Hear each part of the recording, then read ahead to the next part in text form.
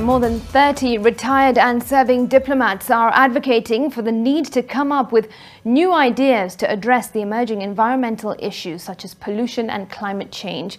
This came up during a 3-day workshop on science for environment diplomacy, where the experts met to reflect on the past experiences and draw lessons for the future. Here's Ruth Samwe with more.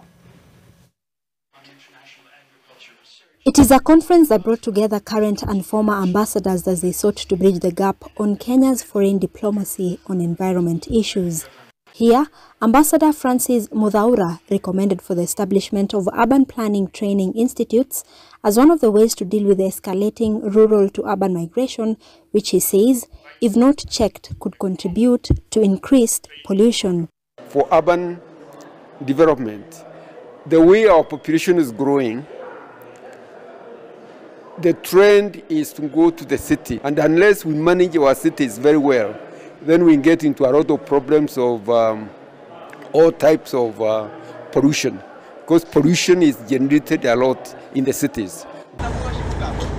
His sentiments come on the backdrop of a new report by the United Nations Environment Programme indicating that Africa's population is projected to increase by 32% by 2030 and by 137% by 2063 to around 3 billion people, with over 60% of all Africans living in the cities by then.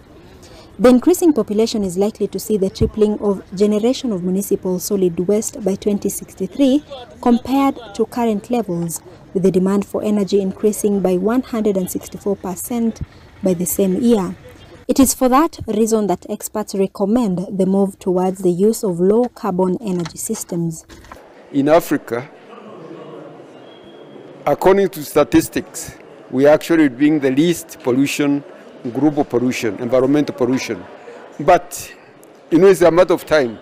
As our cities grow, as become industrialized, we also become polluters.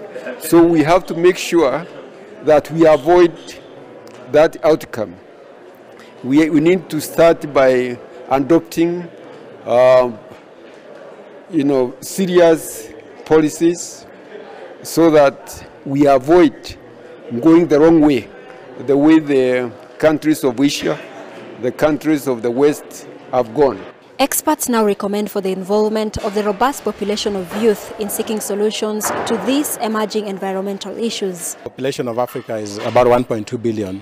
About 42% of that, which is almost 600 million plus, are young people below 15 years of age. Young people are very savvy in social media, so that's one way in which they then, by participating in those complex meetings like this past week, they've been in Gigiri, following up the negotiations on the plastic ban, the plastic negotiation, and they can then share this information with a lot of young people.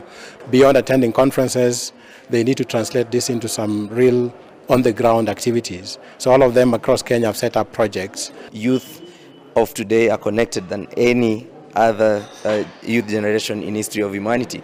And you see, we need to tap into the demographic dividend that we have in our youthful population, the innovativeness. The diplomats are expected to come up with resolutions after the 3-day meeting. Ruth Samwe, NTV, Nakuru.